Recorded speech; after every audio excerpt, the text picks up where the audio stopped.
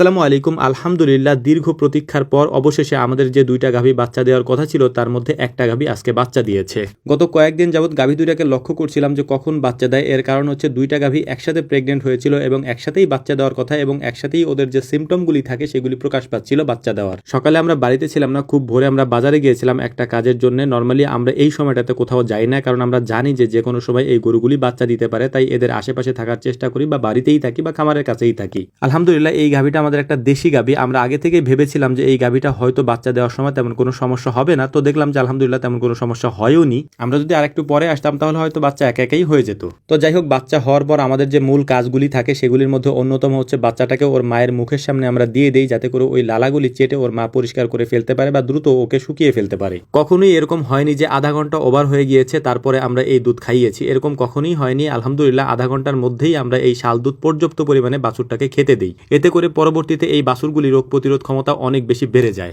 বাছুরটা জন্ম হওয়ার সাথে সাথে ও উঠে দাঁড়াতে পারে না, যে কারণেই ওর মার ওলানে গিয়ে ও দুধ টেনে খেতে পারবে না, যে কারণেই আমরা আগে থেকে নিপিল রেডি করে রাখি এবং দুধ দহন করে ওই একটা বোতলের মধ্যে ঢুকিয়ে তারপর নিপিল দিয়ে বাছুরকে আমরা প্রথমেই খাইয়ে দিই। এতে করে দুইটা কাজ হয়। একটা কাজ হচ্ছে আমরা বাছুরটাকে খুব দ্রুত শাল দুধটা খাইয়ে দিতে পারি, আর দ্বিতীয় কাজ যেটা হয় সেটা হচ্ছে যে গরুর ওলানটা খুব হালকা হয়ে যায় দুধটা টেনে ফেলার পর। এই কারণেই মূলত আমরা এই কাজটা করে থাকি। এই কাজগুলি করার পর দ্রুত আমরা গাভীটাকে বের করে নিয়ে আসি, অর্থাৎ আমাদের যে উঠানটা আছে, মানে খামারের মাঝখানে যে ফাঁকা জায়গাটা আছে, মাটির জায়গা বা বালু দেওয়া নিচে, এইখানে আমরা নিয়ে আসি। এইটার একটা কারণ আছে, গাভী যখন খামারের ভেতরে বাচ্চা দেয় তখন ওখানে বাছুর তেমন একটা দাঁড়াতে পারে না, কারণ জায়গাটা অনেক পিচ্ছিল থাকে, যে কারণে বাছুরটা দাঁড়াতে পারে না। ও দাঁড়াতে অনেক কষ্ট হয়, দাঁড়াতে গেলে বারবার পড়ে যায়, যেহেতু ফ্লোরের উপর ওইভাবে পড়ে গেলে আঘাত লাগতে পারে। এই কারণে মূলত আমরা এটাকে বাহিরে নিয়ে আসি, বালুর উপরে ছেড়ে দিই, যাতে করে সুন্দর করে ওরা দৌড়াতে পারে, হাঁটতে পারে এবং দাঁড়াতে শিখতে পারে।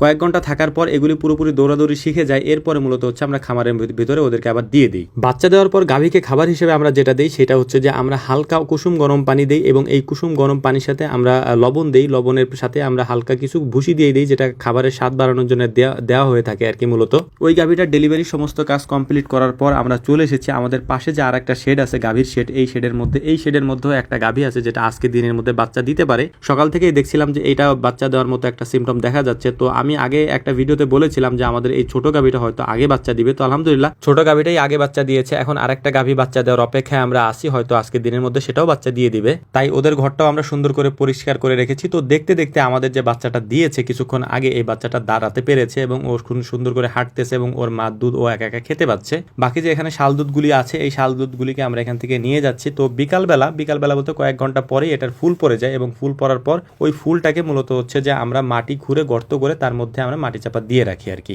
যাতে করে এটা থেকে দুর্গন্ধ না ছড়ায়। এই কারণেই মূলত এই কাজটা আমরা করে থাকি। তো আলহামদুলিল্লাহ, মোটামুটি আমাদের সব কাজ কমপ্লিট হয়ে গেছে। আপনারা আমাদের জন্য দোয়া করবেন। আমাদের আরেকটা যে গাভী আছে ওটা যেন খুব সুন্দরভাবে বাচ্চা দিতে পারে, এটার জন্য আপনাদের কাছে আমাদের দোয়ার দরখাস্ত রইল। আমাদের জন্য দোয়া করবেন। আসসালামু আলাইকুম রহমতুল্লাহ।